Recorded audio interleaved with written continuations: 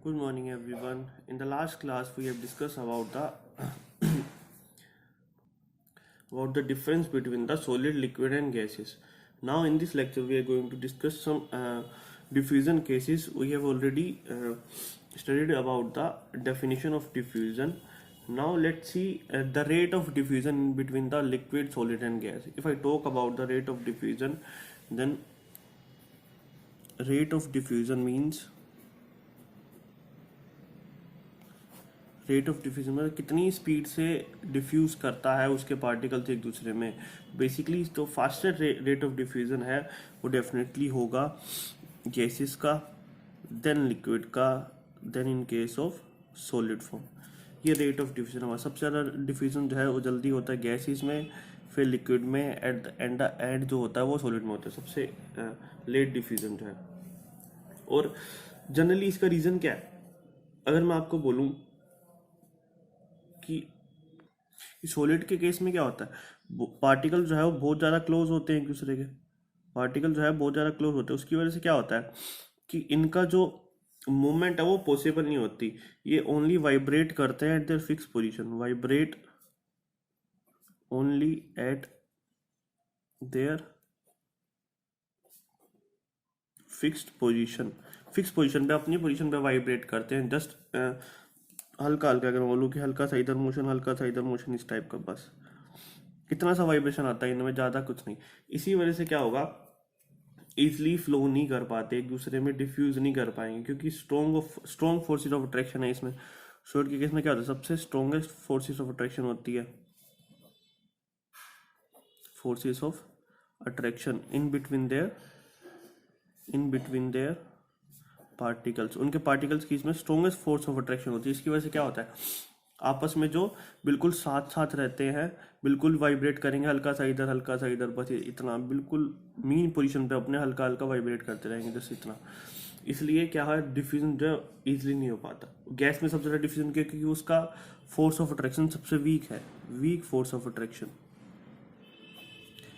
Easily particle जो है move कर पाते हैं और एक दूसरे में फ्लो कर सकते हैं। अगर मैं आपको बोलूँ कि जैसे हमने एग्जांपल लिया था कि पोटाशियम पर मैग्नेट, मतलब KMnO4 को वाटर में डीप अगर मैंने डाला तो किसका एग्जांपल हो सकता है, लिक्विड एंड लिक्विड का सॉरी, सॉलिड एंड लिक्विड का। सॉलिड जो है लिक्विड में फ्यूज हो रहा है बेसिकली ना। इसका जो डिफ्यूजन था वो काफ़ी फास्ट था, है ना। जो हमने देखा था कि KMnO4 पहले डाउन द ग्रुप जब हम बीकर में डालेंगे उसको, KMnO4 को क्या होगा, KMnO4 जब नीचे पड़ा है और ऊपर सारा पानी है यहाँ पे, तो बेसिकली क्या होगा, KMnO4 के जो पार्टिकल्स है वो इधर मूव करेंगे और वाटर के पार्टिकल्स है डाउन मूव करेंगे। इसी डिफ्यूजन की वजह से क्या होता है, पूरा का पूरा जो है, पूरा का पूरा वाटर जो है वो पर्पल कलर का हो जाता है बेसिकली ड्यू टू डिफ्यूजन। सो ना अगर मैं अब बात करूं कि सॉलिड इन सॉलिड का diffusion, solid in solid diffusion, क्या वो भी पॉसिबल हो सकता है कि सॉलिड के पार्टिकल्स हैं, एक दूसरे भी पार्टिकल सॉलिड के हैं, आपस में डिफ्यूज कर दे। काफ़ी मुश्किल है बट इट इज़ पॉसिबल। अगर मैं बोलूँ कि सॉलिड इन लिक्विड का केस देखा जाए, अगर मैं बोलूँ कि सॉलिड क्या है, अगर मैंने पेपर ले लिया, paper plus ink, this is example of solid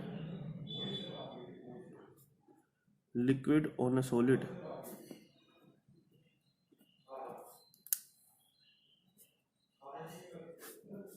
liquid on solid. But अगर मैं बात करूँ कि ये चीज़ तो पॉसिबल है, अगर मैं यहाँ पे पेन की मदद से लिख रहा हूँ तो बेसिकली बात क्या है, ये जो इंक है वो लिक्विड स्टेट में अंदर जाके इसके डिफ्यूज हो जा रही है, पेपर के अंदर जो सॉलिड पार्टिकल के अंदर छोटी छोटी स्पेसिस है उसके अंदर जाके डिफ्यूज हो जा रही है। इसकी वजह से अगर मैं इसको रब करूँ तो ईजिली बाहर नहीं आती। बट अगर मैं बात करूँ सॉलिड इन सॉलिड की, जैसे एग्जाम्पल हो सकता है चोक ऑन अ बोर्ड। अगर मैं एक बोर्ड पे चोक छोड़ दूं, और ऐसा नहीं कि साथ के साथ मैं रब कर दूंगा, मैंने इसको लेफ्ट कर दिया, लेफ्ट आउट फॉर 15 डेज, है ना, 15 या 20 डेज के लिए मैंने इसको लेफ्ट ऐसे ही छोड़ दिया लिखा हुआ चौक पे, तो बाद में जब आप उसको रब करोगे तो it will not be easily rubbed by you, क्योंकि बेसिकली क्या हो गया, वहाँ पे डिफ्यूजन हो चुका है, क्योंकि यहाँ पे diffusion of chalk particles particles into the board, board के अंदर डिफ्यूज हो चुके हैं, इसलिए ईजिली वो रब नहीं होते, उसको काफ़ी मेहनत करनी पड़ती है आपको उसको रब करने के लिए। ठीक है, एक बात तो ये। दूसरा अगर मैं बोलूँ कि दो, एक तो ये एग्जांपल सकते हैं सॉलिड इन सॉलिड डिफ्यूजन का, काफ़ी स्लो प्रोसेस होने वाला है इतना, इसलिए इसमें 15 डेज, 15 से 20 डेज ले लेगा। बट अगर आप साथ साथ लिख के साथ साथ रब कर दोगे तो ईजिली रब हो जाती है, क्योंकि इतनी जल्दी डिफ्यूजन नहीं होता, वो सिर्फ उसके ऊपर चिपक जाता है ना। उसको एड्जॉर्ब बोलते हैं, उसके अंदर उसके ऊपर एड्जॉर्ब हो जाता है उसके सरफेस पे बोर्ड के, बट काफ़ी टाइम के बाद उसके अंदर भी चला जाएगा कुछ ना कुछ। एक चीज़ तो ये। अगली मैं अगर बात करूँ एक और टाइप का एग्जांपल क्या हो सकता है सॉलिड इन सॉलिड का, अगर मैंने दो मेटल ब्लॉक्स को बाउंड कर दिया एक साथ टाइटली, अगर मैं बोलूँ if I tightly bound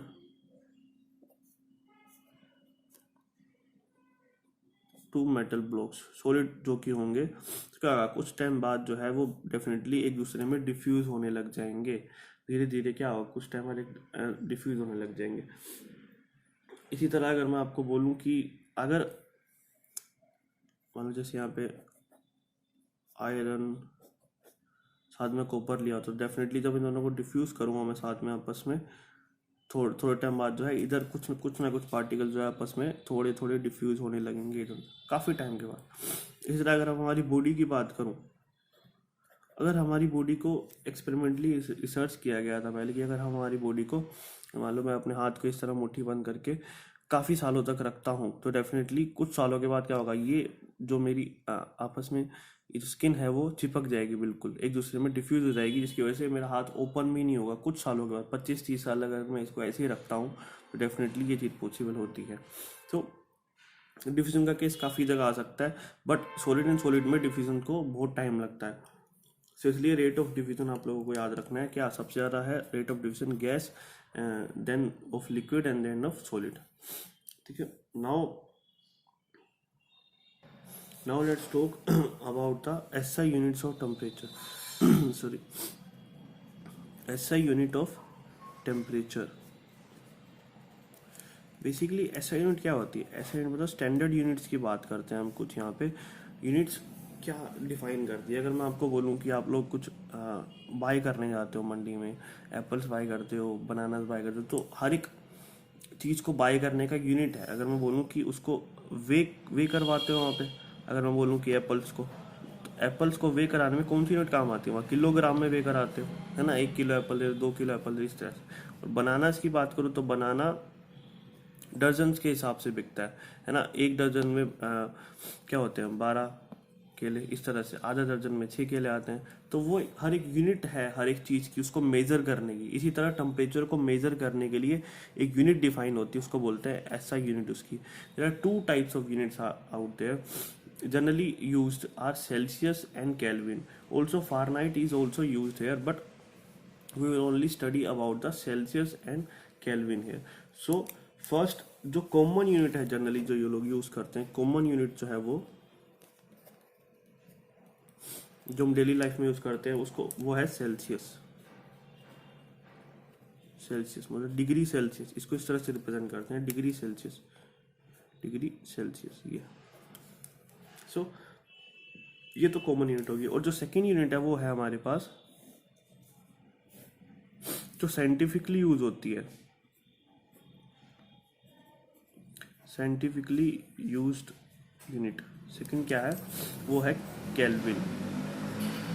kelvin is represented by case, capital K. So this is the degree Celsius and second one is the Kelvin here. So these are basically 2 units we are going to study. Now let's see the relation in between them. So if I have given the temperature in the unit of Kelvin, so if temperature in the Celsius scale में अगर given हो हमको, Celsius scale में definite अगर उसको मैंने kelvin scale में convert करना हो तो मैं क्या करूँगा, उसमें सिंपली 273 ऐड कर दूंगा। अगर मैं बोलूँ कि temperature in Kelvin scale, in the Kelvin scale will be equal to temperature in Celsius scale plus में। सो ये काफ़ी इंपॉर्टेंट फॉर्मूला है यूनिट कन्वर्जन का, सिंपली आप लोगों को याद रखना है कि जैसे अगर मैं एग्जांपल लूँ कि मुझे बोल दिया कि 25 degree, let's suppose an example, convert 25 degree Celsius into the Kelvin scale. तो सिंपली मैंने क्या करना है, मैं यहाँ लिखूंगा temperature on Kelvin scale will be equal to temperature on Celsius scale plus में 273। हमको केल्विन स्केल पे वैल्यू दे रखी है, सॉरी सेल्सियस स्केल पे वैल्यू दे रखी है डिग्री सेल्सियस में 25। तो सिंपली मैं यहाँ पे उसको पुट करूँगा, यहाँ पे 25 प्लस में 273, तो यहाँ ऐड करने पे क्या आ जाएगा 892। सो नाउ यहाँ पे मैं लिख सकता हूँ कि ये केल्विन है, तो 298 केल्विन। अब ये यूनिट कन्वर्ट हो सकती है, इसका मतलब क्या है, अगर मैं बोलूँ कि 25 डिग्री सेल्सियस किसके इक्वल होने वाला है, 298 केल्विन के। सो ये हमारे पास रिलेशन आ चुका है कि अगर 25 डिग्री सेल्सियस मुझे दे रखा हो तो उसको मैं बोलूँ कि केल्विन में कन्वर्ट करके लाऊं तो कितनी वैल्यू देगा, सॉरी उसकी वैल्यू है 298 Kelvin. Now let's take another example, suppose ये दे रखा हो कन्वर्ट केल्विन टू सेल्सियस भी दे सकते हैं इस तरह, convert let's suppose 260 kelvin into the Celsius scale. अब केल्विन में दे दिया तो हमें सेल्सियस में कन्वर्ट करना, फॉर्मूला ये रहने वाला है। अब मैं क्या लिखूंगा, temperature on Kelvin scale will be equal to temperature on Celsius scale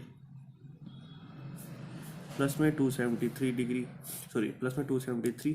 now degree Celsius में कन्वर्ट करना है तो क्या करूंगा मैं, सिंपली इसको ऐसे लिख सकता हूँ,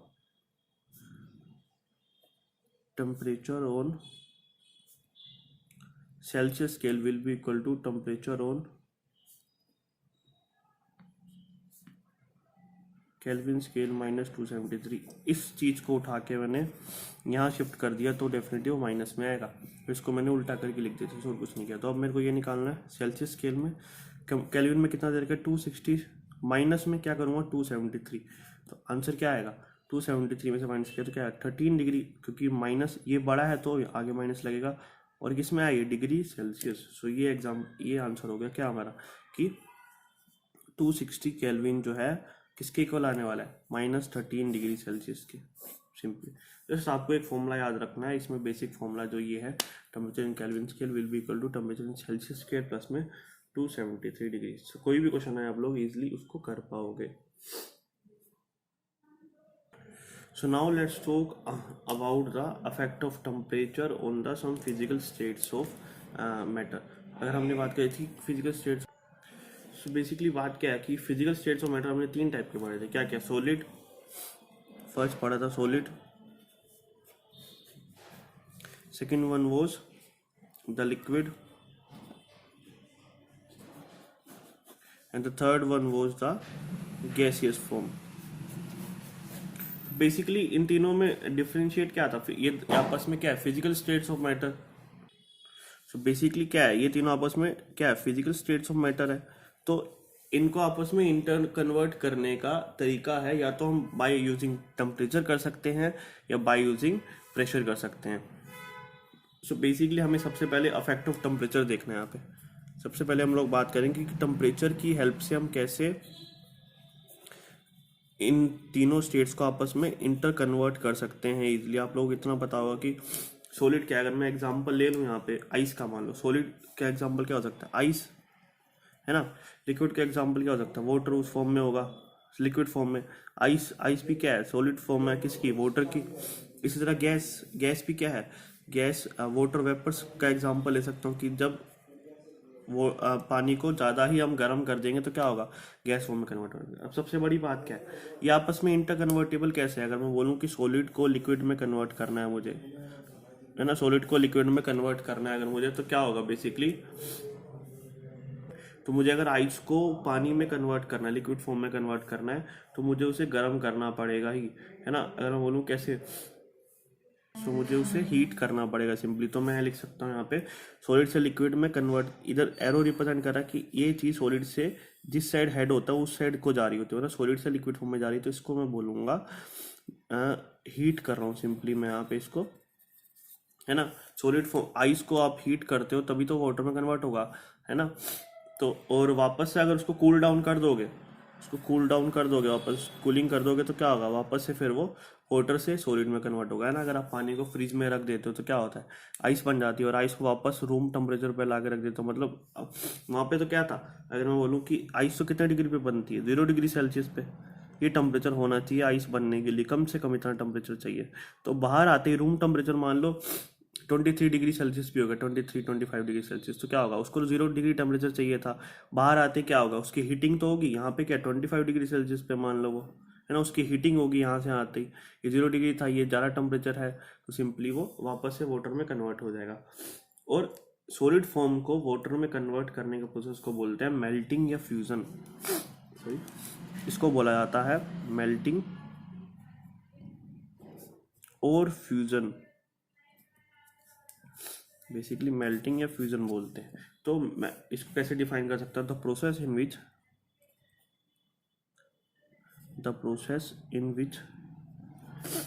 a solid substance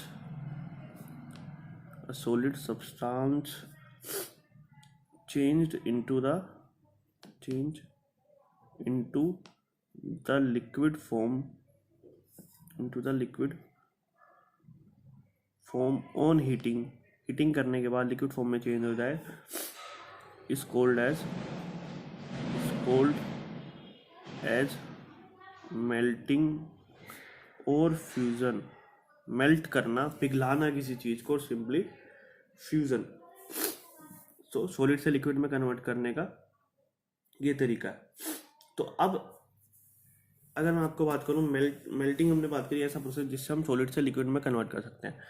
अब हर एक चीज का एक मेल्टिंग पॉइंट भी डिफाइंड होता है। मेल्टिंग पॉइंट मतलब उस टेम्परेचर की बात कर रहे हैं जहाँ पे वो चीज मेल्ट होने लगती है। अगर मैं आपको बोलूं कि आइस का मेल्टिंग पॉइंट की अगर मैं बात करूं, है ना, अच्छा चलो पहले फ्रीजिंग की बात करते हैं। फ्रीजिंग मतलब क्या होता है, लिक्विड से सॉलिड फॉर्म में वापस कन्वर्ट करना, the process of changing liquid form to into solid, है ना। यहाँ लिख सकता हूँ मैं क्या, द प्रोसेस ऑफ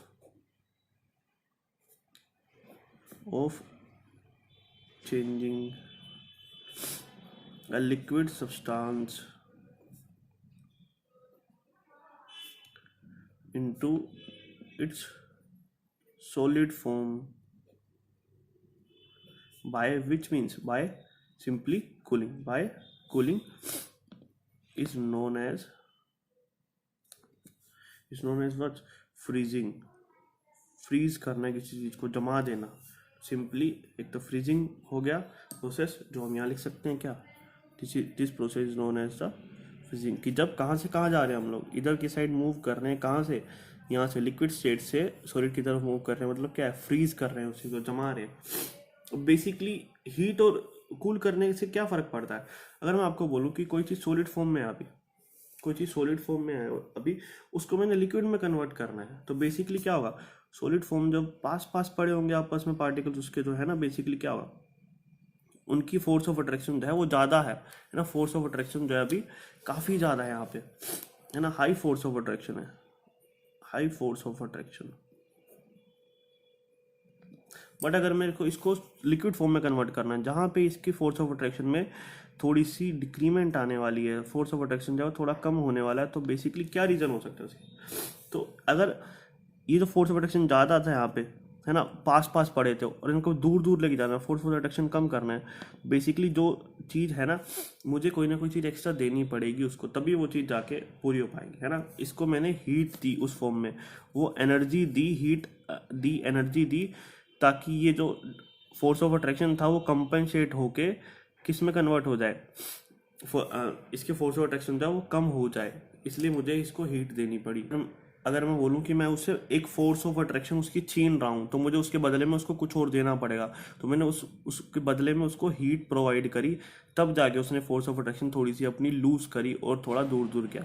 बेसिकली अब क्या है, दोबारा से उसको मैंने वापस से क्या करना है, हाई फोर्स ऑफ अट्रैक्शन पे लेके जाना है, तो उसमें से कुछ चीज़ निकालनी पड़ेगी मुझे फिर से, है ना, उसको वापस से कूल डाउन करना पड़ेगा, तभी क्या होगा। हीटिंग से क्या होता है, हीटिंग से क्या मिलेगी, उसको एनर्जी मिलेगी, हीटिंग से मिलेगी उसको काइनेटिक एनर्जी। काइनेटिक एनर्जी से क्या करने लगेगा, वो पार्टिकल जो है मूव करने लगेंगे। बेसिकली मूव करने लगेंगे तो क्या होगा, उनके बीच अगर पार्टिकल दो साथ साथ पड़े हैं, बात करूं, कोई मूवमेंट नहीं हो रही, बिल्कुल साथ साथ पड़े, बट अगर मूव करने लगे, उनको एनर्जी मिल गई, तो क्या होगा, इनके बीच का जो बॉन्ड होगा, अगर मैं ऐसे बोलूँ, ये मान लो दो पार्टिकल साथ साथ पड़े, अभी मूव नहीं कर रहे, बट अगर मैंने उनको एनर्जी दे दी, हीट दे दी, तो क्या होगा, मोशन शो करने लगेंगे, मोशन शो करेंगे तो एक टाइम पे इनका बॉन्ड जो है टूट के दूर दूर चले जाएंगे, इस तरह से बॉन्ड जो है इनके बीच का टूट जाएगा।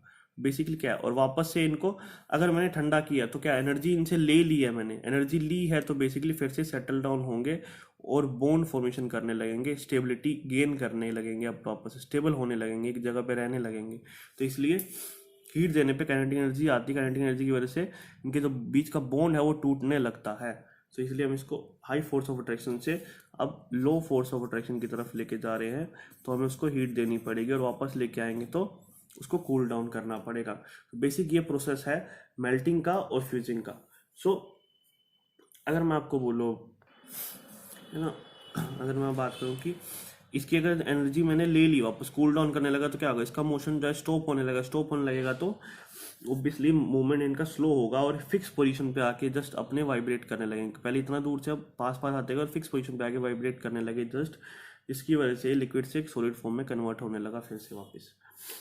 अब अगर मैं आपकी बात करूँ कि इसका मतलब एक और चीज़ मैं कह सकता हूँ कि मेल्टिंग और फ्रीजिंग आपस में एक दूसरे के रिवर्सिबल प्रोसेस है। फिर क्या कह सकता हूँ कि melting and freezing are freezing and melting क्या है आपस में, freezing and melting are reverse to each other, एक दूसरे के बिल्कुल उल्टे हैं, अगर मैं बात करूँ तो reversible to each other. Now let's talk about the melting and freezing point here. Suppose if I talk about the freezing point first,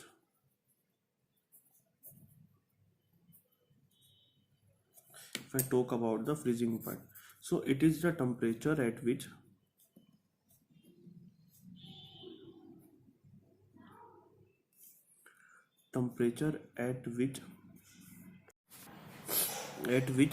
the liquid form of matter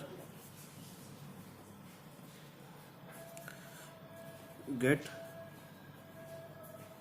started converging into the solid form। मतलब जब ऐसे temperature पे जहाँ पे liquid form start हो जाए convert होना, get started converting into the solid form is known as the freezing point. इसी तरह मेल्टिंग पॉइंट को हम डिफाइन कर सकते हैं क्या, मेल्टिंग पॉइंट में बेसिकली क्या हो जाएगा, melting point it is the temperature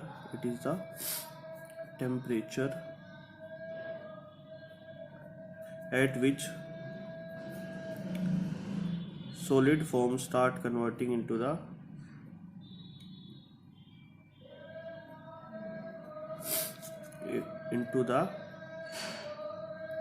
liquid form। so जैसे सपोज करूँ क्या, अगर मैं बोलूँ तो फ्रीजिंग पॉइंट जो है वो एक लिक्विड का होगा, लिक्विड से सॉलिड में कन्वर्ट करने का टेम्परेचर उसको बोलेंगे हैं। तो लिक्विड अगर मैं बोलूँ कि फ्रीजिंग पॉइंट जो है वो किसके लिए डिफाइन होगा, लिक्विड के लिए डिफाइन होने वाला है यहाँ पे, और मेल्टिंग पॉइंट किसके लिए डिफाइन होगा, सॉलिड फॉर्म के लिए डिफाइन होगा। सो मेल्टिंग पॉइंट हमेशा एक सॉलिड का होता है, और लिक्विड पॉइंट हमेशा फ्रीजिंग पॉइंट हमेशा एक लिक्विड का होता है। सो बात करूँ अगर दोनों का, अगर मैं बात करूँ वाटर, अगर वो लिक्विड फॉर्म में, लिक्विड से मुझे पानी में कन्वर्ट करना है, तो उसका जो टेम्परेचर होता है वो 0 डिग्री सेल्सियस, मतलब क्या फ्रीजिंग पॉइंट क्या होता है वाटर का 0 डिग्री सेल्सियस, और मेल्टिंग पॉइंट भी वाटर का 0 डिग्री सेल्सियस ही होता है, क्योंकि उस टाइम पे दोनों के दोनों स्टेट आपस में लाई करते हैं, स्टार्ट कन्वर्टिंग होते हैं। ऐसा नहीं कि 0 डिग्री सेल्सियस बिल्कुल पानी जो है आइस ही बन जाएगा उसी टाइम पे, या 0 डिग्री सेल्सियस पे आते ही जो है आइस जो है वो पानी में कन्वर्ट होने लगे, दोनों एक दूसरे के साथ में होते हैं। धीरे धीरे फिर 0 डिग्री पे रिटेन रखोगे उसको तो कन्वर्ट होने लगेगा पानी से, अगर ऐसे रहा तो आइस में कन्वर्ट होने लगेगा, फ्रीजिंग पॉइंट अचीव हुआ तो। अगर मेल्टिंग अचीव हुआ तो धीरे धीरे 0 डिग्री के बाद जब टेम्परेचर बढ़ने लगेगा और ज़्यादा, तो मेल्ट और ज़्यादा होने लगेगा वो, है ना। 0 डिग्री के बाद अगर 1 डिग्री अचीव होगा, 2 डिग्री अचीव होगा, 3 डिग्री, इस हिसाब से जब बढ़ेगा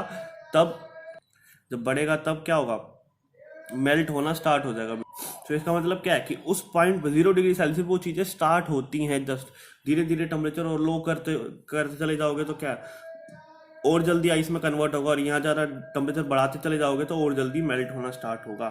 सो अभी इतना ही था आज के टॉपिक के लिए कि सॉलिड से लिक्विड में कैसे कन्वर्ट करें, मेल्टिंग क्या होती है, फ्यूजन क्या होती है। उसके बाद अगले लेक्चर में हम लोग बात करेंगे किसके बारे में, सॉलिड से गैसेज में कैसे कन्वर्ट करते हैं और गैसेज से लिक्विड में कैसे कन्वर्ट करते हैं। This is all for today, thank you so much everyone.